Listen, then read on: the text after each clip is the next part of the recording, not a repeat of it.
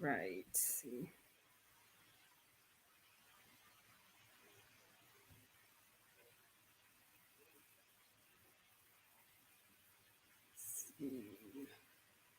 All right, y'all. We will start shortly.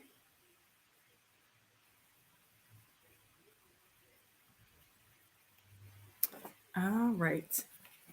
So, Dr. Mister of Soaring Physical Therapy, this is our final week of Black History, our virtual Black History event, where we're educating the youth on different professions and professionals who look like us and can tell their story and allow you to contact them if you have any questions.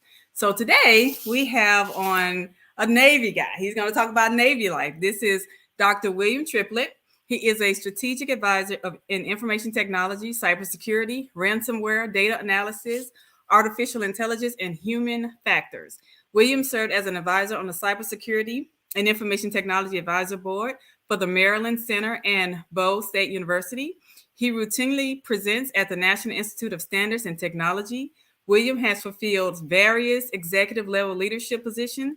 He served as the Deputy Director of Information Technology, the Director for Open Data, and the Executive Lead for Federal Acquisition in the United States Navy. Wow. He was a United States Navy officer serving over 20 years of honorable service. Currently, he holds the position of faculty at the University of Maryland and the University of Arizona. He serves as a mentor, a liaison, and advocate in meeting veterans' needs in information technology and ongoing academic advising and counseling for military veterans. Dr. Triplett is currently completing his PhD in cybersecurity leadership from Capital Technology University. All right, y'all. I won't have y'all wait any longer. Here is, we call him Jake, right? We call him Jake. That didn't sound like me on there, but thank you for the wonderful opportunity. I'm excited to be on the show today. And also, I would like to just thank your parents also for just, they were being mentors to me growing up and just being able to see people in the area. And you know, we cut from the same cloth. That's right. Mississippi. That's right. On the map. Yep. That is so true. And thank you for your time and your parents again. Yeah, we all family. We're from a small town, so seriously, we all grew up together. So look, my parents probably checked y'all, and your parents checked us. So hey, that's right. But it's all good. All right, it's all good. So, tell us about yourself. Where are you from? High school, college, any special organizations that you are a part of? Well, I'm glad you asked. I'm currently from the Kilmichael, Mississippi. Back in the day, it was 750 people. I don't know how many people live there now. I went to the Kilmichael High School. They changed it to Montgomery County High School after I got out, I think when I was in the Navy. Mm-hmm. So the colleges I attended is Southern Illinois University and also Liberty University, Regent University, and Capital Technology. And also when I was in the Navy, a lot of people, they don't know or they might know that I specialize in healthcare first. So what happened is I went to San Diego for like boot camp and I went through like a PA school in surgery. So I specialized in surgery for 1 year. And after that, I went to Orlando to do my internship and I spent 1 year in urology.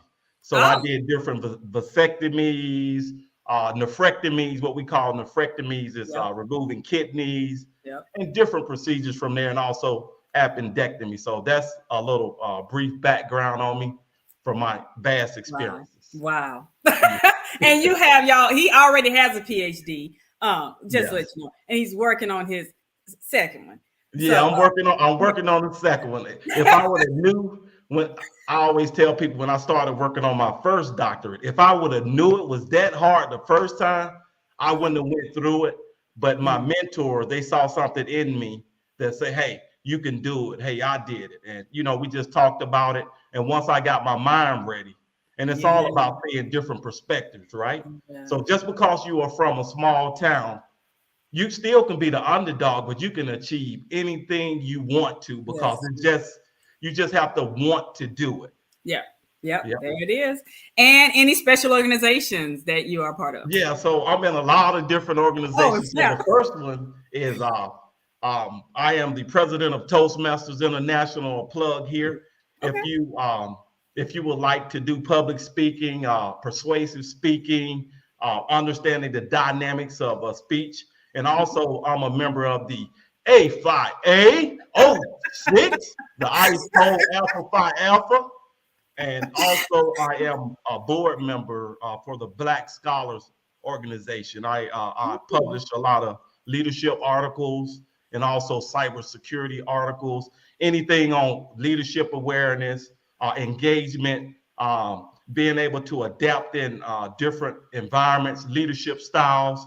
Wow. And one of the things I like about your leadership style is you just starting this podcast as far as just going out and just stepping into a different zone and being able to future people like us on your show. And like I said, I'm glad and I'm just honored to be a part of your show today. I appreciate it. Thank you. I couldn't do it without y'all help. I just call and I pray and y'all answer. And I'm like, all right, let's keep it going. Yeah, anytime. So I was like, hey, what did you want to talk about? So once I got the questions, good to go after that, because we do a lot of interviewing and we talk to people. And being from Mississippi, you have to be able to talk to people. True. Like, hey, how you doing today? So that's the basic thing as far as life and being able to relate to people. And once you are relatable, you can relate to anybody. If you can go out and talk to people like we used to talk to when we were growing up, and just playing basketball or whatever, that goes a long ways when we get to where we at now. And that's where we at now. That is true. That is true. All right. So Navy, that's what I brought you on. Looking at your bio, you're right. We could have picked a whole lot of topics. I might just have to bring you back. All right. So let's talk about the Navy life. So what did you do in the Navy specifically? Like, what was your job title? What was life like in the Navy? So life like in the Navy, it was very inspiring, motivational. It forced me to be out of my comfort zone, right? One of the things we have to do as leaders and people is we have to come out of our comfort zone. So when I first left the Navy, I went to San Diego, California, and I had to get used to the environment, right? And what I saw is what I didn't see in Mississippi, but I had the skill set, but I had to align, what I was taught to be able to operate in a different environment. But just being in the Navy, being around different people and understanding people. And I always say, if you can understand people, you could do anything. I used to teach this course called Emotional Intelligence, and it talks about being able to adapt to your environment, your surroundings, and being able to understand people's emotion. And then you have to have sympathy for people. So no matter where I'm at, I'm always bring up Kilmichael, and people say, "Where is Kilmichael?" And then I have to start naming. Do you know where Jackson at? Do you know where Stafford? Do you know where Greenwood at? Do you know where Memphis at? Yeah. And once I get into all of that, they were like, "Well, I know it's somewhere around here." But right. But you just have to be relatable, like we're talking now. Yeah. And I bring up Mississippi State too. I'm like, Mississippi State University, the Delta. Like I have this name. Like the Delta. So the Delta. So do you know where Wino at? They be like, So do you know where 82? When you leave in Atlanta and go through Tuscaloosa? Oh, I've been on 82 before. Yeah. And I also say 55 and 82 cross. Right there. 55 would get them every time. Every time. All right, so Jay, why did you choose the Navy? Like out of all those? So one of the things about the Navy is I wanted to be different because my dad and one of my other brothers went in the Army, but one of my brothers, he went in the Navy. Okay. So what happened? I started quizzing him as far as like, okay, what is the Navy like, and what is the best job to pick? And he said, okay, if you go in the Navy, you get to travel the world. And another reason why I went in the Navy is they paid for all of my education. I'm talking about all of my degrees, even my doctorate degree. I don't have no student loans. And then I could get training. And I had internship as far as leading people and managing people, being in diverse environments.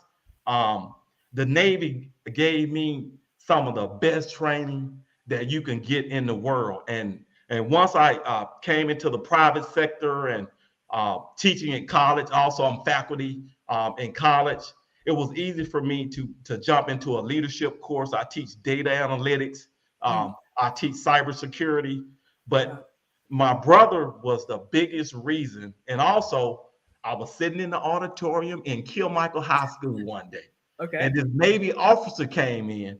I mean, he was sharp in his uniform. He had on the all white, and he had like the officer board, and he had the hat on. And I was like, and he was telling us about the story, and he talked about the education. He talked about being able to see the world, but being able to use what you got to get what you have. Yeah. And that's why I always tell people, think big, right? Because when I was in high school, a lot of people, they thought I was like really quiet, and which I was. I was quiet, but they didn't know I was strategizing my way to be where I'm at now. As far as I was looking at, okay, so once I get out, how do I use this education to be able to give back and mentor, whether I'm doing boatless people, hopeless people, or whether I'm doing homeless drives or whatever. But that was the main reason. And the Navy was a vehicle. But my brother, James Triplett, out of Bremerton, Washington, Port Orchard, he was the main reason. And also my auntie, Benny Sullivan. She was like one of the first women out of Kilmichael in the Navy back in the day. So, and they were my inspiration. And like you're doing now, we have to be able to give back and let people know, hey, you can do it. It's not always easy. And I always tell people, I have this saying, where is it? I'm looking for it. Okay. My belief is stronger than your doubt. So when people count you out, my belief is stronger than your doubt. You have to believe in yourself no matter what. That's true. That's true. And another thing I've learned since going into business, which I'm not gonna lie, I was terrified because I'm like, well, Lord, you're telling me to do this, but am I ready? Is build your team. Get you some people around you that you can vent to, cry to, cheer you on, just help you with them. Yeah, it's some emotional days, I'm telling you. It is. All right. So you named your brother, your aunt, and your dad. So any other mentors or coaches helped you out along the way? Yeah, so I have two other mentors, a Master Chief in the Navy. So when I tried to figure out, so what is the Navy? And I would tell people, when you get into an organization, the most important thing you can do is find a mentor. So I had to understand how the Navy worked, and not only that, but how to get advanced and how to get promoted. So I was able to go through different promotions and to be advanced from my Master Chief. And also I had a Navy nurse. So she was prior enlisted, and she said, no matter what you do, Trippy. So she would call me Trippy, like they always call her Trip, right? Just for last. No matter what you do, or no matter how far you do, go get educated. So, and I started looking at different programs, and we would just talk about life and the different challenges we face. And I always tell people, the way you look at a challenge is the way you're going to internalize a problem. So if you look at a problem as a problem, guess what? You're going to see it as a problem. But if you look at it as an opportunity to succeed or to be able to excel and to be able to change people's lives, and that's what we're in the business for. We're in the business of changing people's lives. And whatever we do, we have to be impactful. And that way, it'll just come back, because it's not all about money. I always tell people, follow your gift, follow your calling, because the money will come. I don't worry about no money. I really don't worry, because I put myself in different positions that I help other people. And then I'll be looking like, hey, well, can I help you here? Getting, hotels for free. It could be anything for free. Food, I could be in a restaurant, but you just have to be in a position to receive and give. And that's the most important thing. You have to be able to give life to somebody to be able to help them, because you never know what people are going through. True. I'm just a vessel, so that's all it is. And that is true. No, I totally agree with you on that. That is that right there. Yes, sir. I'm drinking water, y'all. All right. So is there any other type to be in the Navy? Is there any type of special training or schooling that is required? So let me ask you this. Did you go in as an officer or enlisted side? So I went in enlisted, but I was able to be mentored and to be able to position myself to go to the highest level. Okay. Okay, gotcha. Yep. Gotcha. So you went in enlisted, and to transition from enlisted to officer, what is Yes. that process? So the process is, it's all about, like I was saying, learning the dynamics, right, and understanding the program going from enlisted to officer, right? Okay. And once you understand that, you start taking different courses. Okay. You get mentored. One of the things I always was mentored by E9, Okay. Master Chief of the Navy, and I was always mentored by a '06 or '07. I don't know if a lot of people know.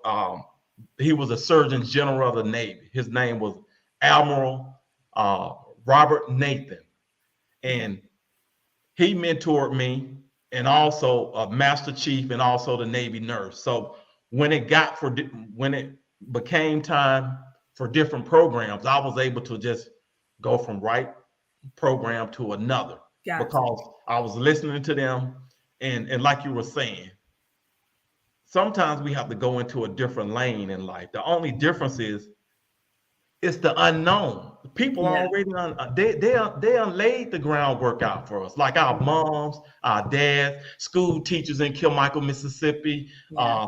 people at our churches or whatever.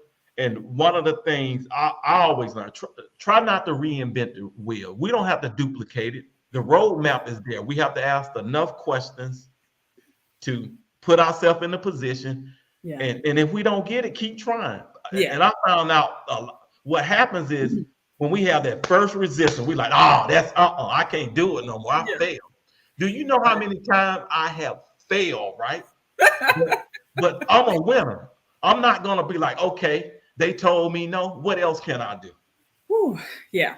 Yeah, Yep. yeah. What else can Yep. I do? Mm-hmm. But I don't know. And then, perfect example, you have Okay. to have the right people in your side to push you. Yes. If you have somebody will say, well, I don't know, why you want to start a business? Why you want to go to school? Why are you doing all of this? The reason why we're doing this is, when we get in the position we're in now, we can recall. It's right here in our mind. And some of the things we think that we can't do, how about it's already in us? We just have to say, okay, I'm just gonna do it. I just got to go out and do it. Yeah. Yeah. And just Yeah.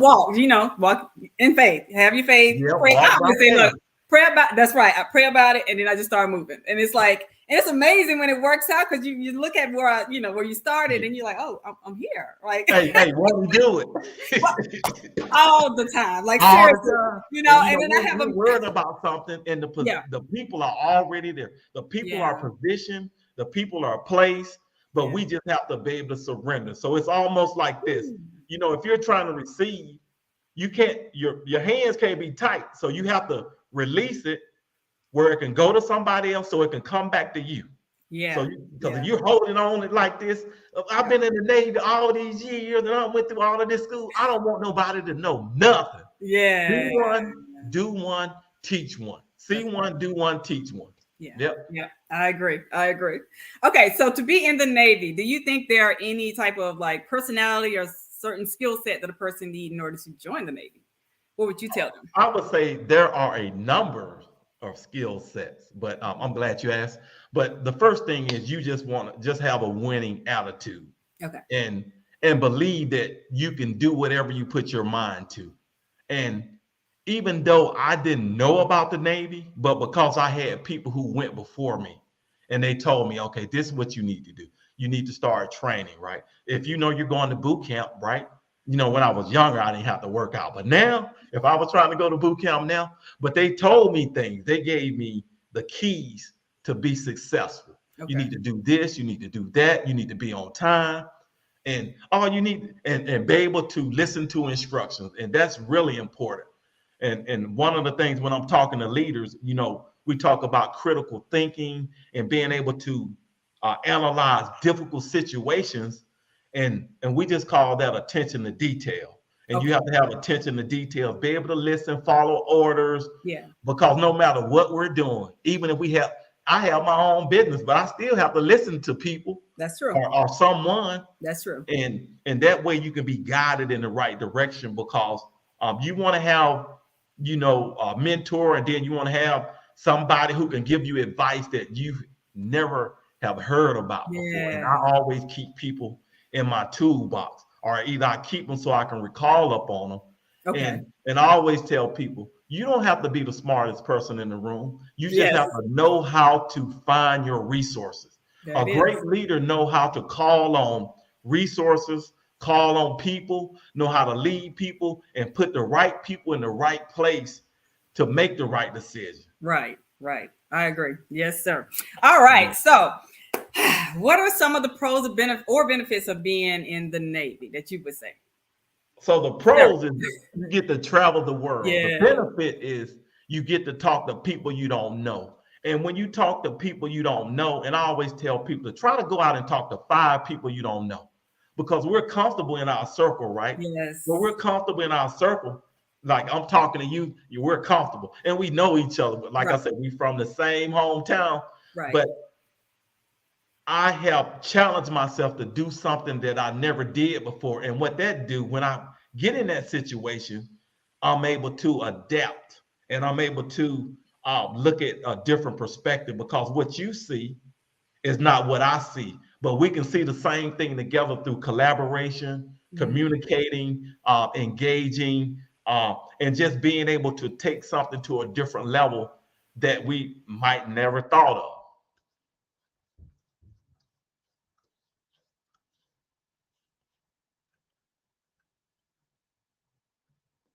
Did we pause? I think we did. Ooh. Okay, we're back. Yes. Oh, it did that last time. I don't know what's going on. Yeah, we're back. Hey, I was like, you were like this. I was like, okay, we're gonna come back to it. So, did you ask me another question? So I did not, because it froze. Hey, Tanya, we just took a quick commercial break. We'll be back for 1 minute. All right. Right.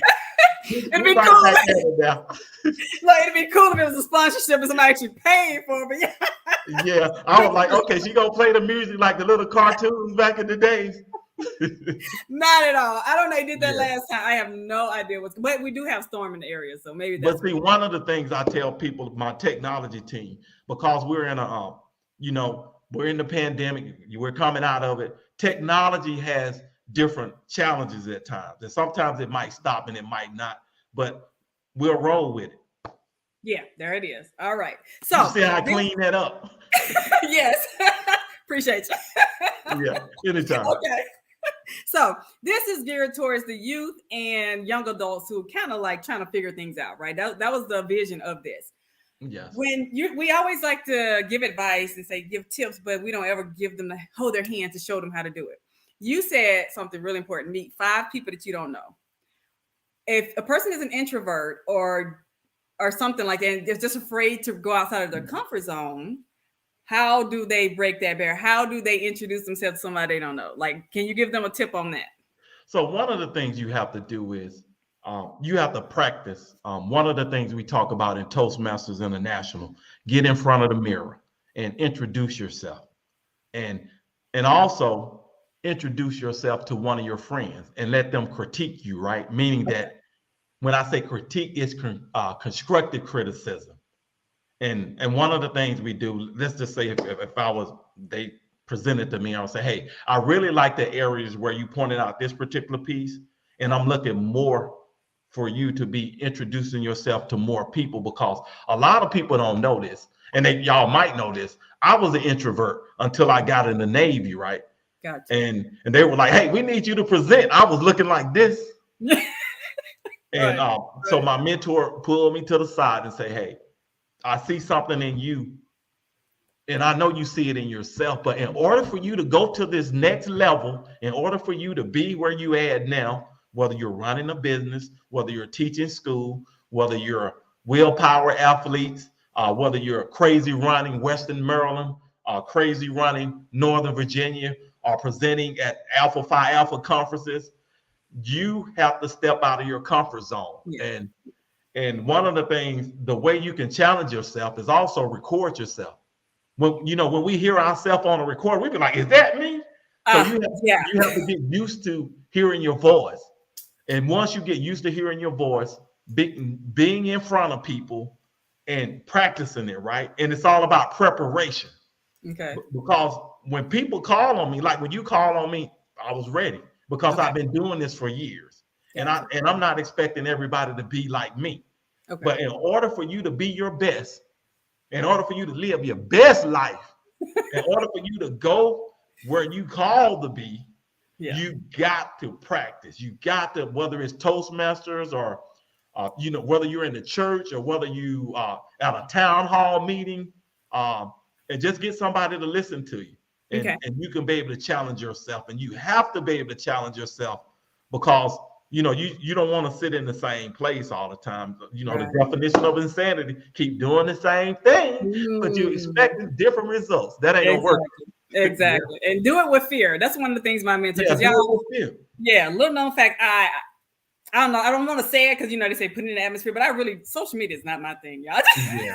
It's not my thing, and it's crazy because I haven't ever watched one of these. Like after I do it, I post it and I'm done. Like I just, believe it or not, before I get on there, I have the jitters, but because when I start talking to people, I don't know what happens. It just, it goes away. Yeah. And then, years, and I know how you feel. You could be afraid, but it's something in you that you don't know you have in you because somebody needs to hear you. It might take one person that you can, share your story. You could tell them, hey, when I was in high school, I didn't like to talk. I didn't like to be in front of people. And people were like, do we ever talk? True. Yeah. Hey, back then you didn't know me. You're an old school on that song, right? Old school, right? That was a song, though. You got to give him props. Yeah. All right. Yeah, you're right. So what are some of the, there's the good side of things and the bad side of things. So what are some of the cons or some of the things that you tell young people to watch out for in the Navy? I always tell them to watch out try to be a leader, right? And and also watch out as far as finances, because your finances is the key. Always make sure that you're checking your credit. You want to position yourself. If you want to buy houses, if you want to invest in real estate, if you want to invest in technology, right? Right. And always, don't be a follower, right? Get as much information as you can and try to make a calculated decision, right? Try not to listen to people who haven't had the experience, because how you have some people like, man, I did all of this, you listening, but you don't see the results, right? Right. And like they say back in the day, one person say something, 3 people say it, really consider it, but make sure you have enough information so that when you make that decision, you're successful in it. And I think a lot of people, when they're trying to make decisions, right, and I always, like my nephew, I tell him, whatever decisions you make, you can determine your life path, right? So, and I try to tell them to try to make least mistakes as you can, because you can make a critical mistake and it might take a long time to get your credit back together. True. So that's like some of the things I tell them to watch out for, and try to just understand what they're doing and talk to somebody who's been there. And I know, I'm from the old school and I try not to be like that. Well, we were coming up or whatever. Yeah. But sometimes they think that because we are older, we don't know, but we're telling them because we don't want them to make the same mistake. That's right. We're making. Yeah. So that's, pros and cons. Gotcha.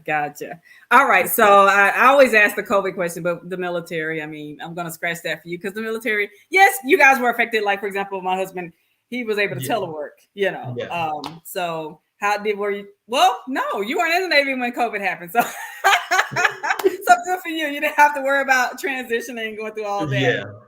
But actually, you know what? What about the ones that you think, if they were on a ship and they were out at sea, did it affect them at all? Like, were they? Yeah. Well, I think if it affected them because of people were getting sick and we didn't understand the dynamics like we understand now. Yeah. And what they had to do, they had to pull the ships into port. And for a lot of people who know and might not know, we have hospital ships. We have ships almost the size of Kilmichael. Wow. So when we're deploying, it's about 13,000 people on it. It has It probably have a grocery store on there bigger than Greenleaf. It has a bank on there. It has all type of gaming rooms. Okay. But one of the things is our mission is to, take over the sea, transport different things. We might have nuclear capabilities on there. But if people are sick, we can't do that. So what we had to do, the way it impacted them is they had to pull the ship in the port to make sure they get the COVID rate back down. And for my job, at first, they closed down all the offices. It was a ghost town. And we started putting different capabilities in place for remote learning. We had to roll out different training. If people had challenges with technology, like for example, it could be anything. Yeah. And we were able to roll that out. And once we got it going, because in the beginning, everybody was like, I don't know what we should do. Should we go here? Should we go there? Right. Should I be what? We wash our hands anyway, you know what I'm saying? But yeah. But Clorox, but we were able to get through it in a way. And that's why I always tell people, your mind is the biggest thing. What happens is you can adapt to anything. Okay. It just take a while. Your mind get tolerated, build tolerance for a certain thing.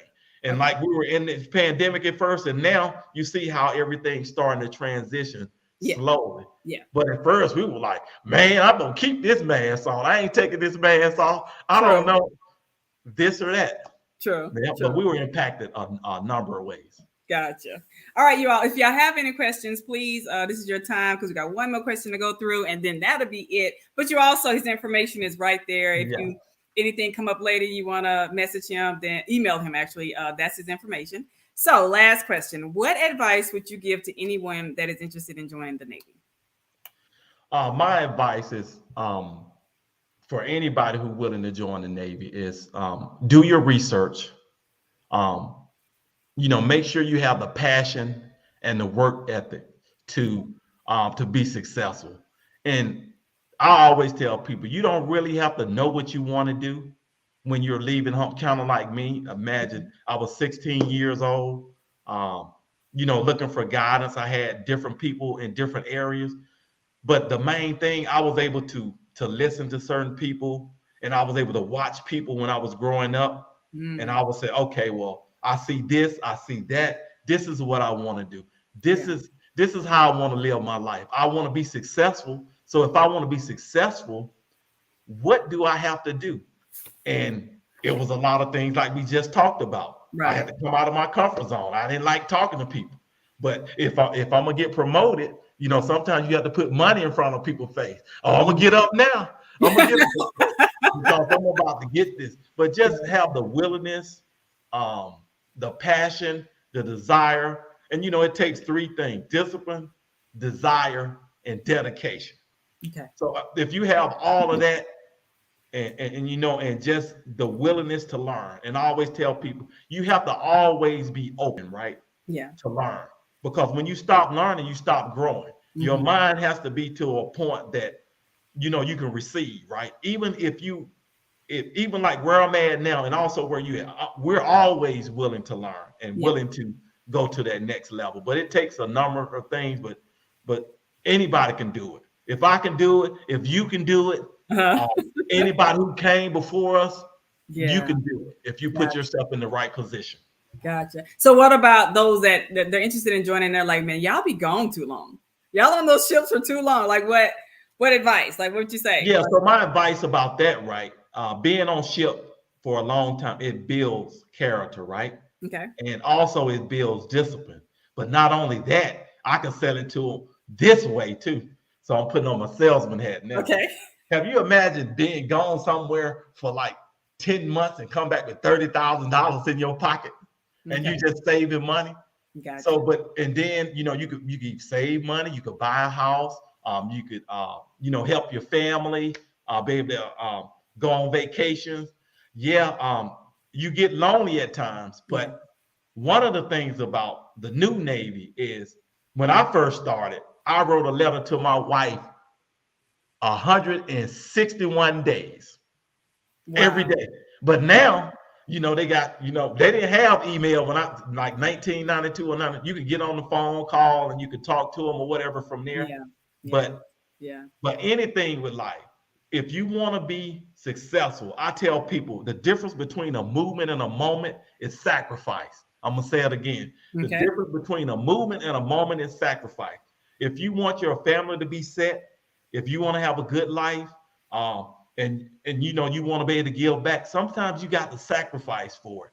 Yeah. And Yeah. I did 20 years in the Navy, and it was all good. Yeah, I had to sacrifice. Yeah, it was different challenges. Yeah, it was people, you know, we might have had disagreements, but I was able to do what I was called to do and what I was positioned to do.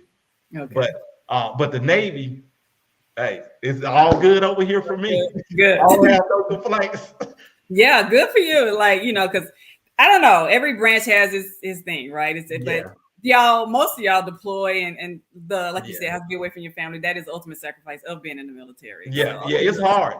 yeah. It's hard. Don't get me wrong. It's hard, but when you have the right people in your corner, Yeah. and you know your family is supporting you, you can Right. get through it.